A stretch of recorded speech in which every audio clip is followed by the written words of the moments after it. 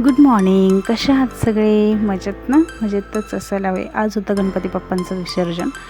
आम्ही आरती करायला घेतली कारण की ते आम्हाला जायचं होतं गणपती विसर्जनाला. शेवटची आरती म्हणता येईल या वर्षाची गणपती बाप्पांची. सो आम्ही आरती करून घेतली. आम्ही 3 आरत्या म्हटलो होतो, एक महादेवाची, विठ्ठलाची, गणपती बाप्पाची. आम्ही गणपती बाप्पांना घेऊन चाललो होतो. फोटो काढले इथं आम्ही बाप्पांना घेऊन. लेडीजचं कामच ते असतं, आधी फोटो काढायचं मग बाकीचे कामं करायचे. गणपती बाप्पांना आम्ही घेऊन चाललो होतो. मी तर नव्हतं बसवलं गणपती, आमच्या खालच्या मावशीत ना त्यांनी बसवला होता. काका तर काही घरी नव्हते, ते गावी गेले होते. मग आम्हीच लेडीजच होतो.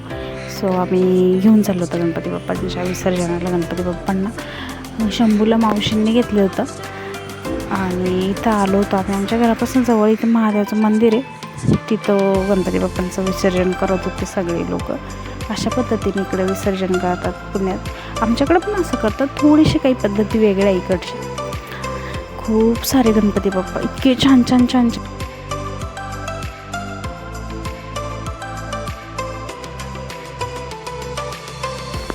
गणपती बाप्पांची आरती करून घेतली आम्ही. इथं शेवटची आरती म्हणता येईल विसर्जन करण्याच्या आधी. इथे एक आरती करावं लागते, ती करून घेतली आम्ही. सो फायनली गणपती बाप्पाचं हे झालं होतं विसर्जन. कसे 10 दिवस निघून जातं कळतच नाही. माझे तर मागच्या वर्षी पण काही झाले नव्हते, यावर्षी पण काही नाही. कारण की यावर्षी शंभू खूप आजार होते. मागच्या वर्षी शंभूचं जन्मच गणपतींमध्ये झालेला होता. सो आम्ही गणपती बाप्पांची मूर्ती घेऊन चाललो होतो विसर्जनाला.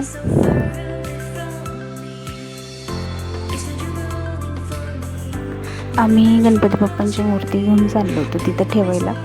विसर्जन करून झालं का इथं ठेवावं लागतं. सगळ्यांच्या मूर्त्या तिथंच ठेवलेल्या होत्या विसर्जन करून झाल्यावर.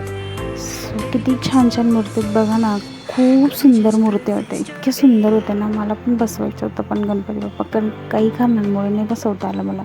शंभू खूप जास्त आजारी होता. पुढच्या वर्षी तर नक्कीच बसवणार मी.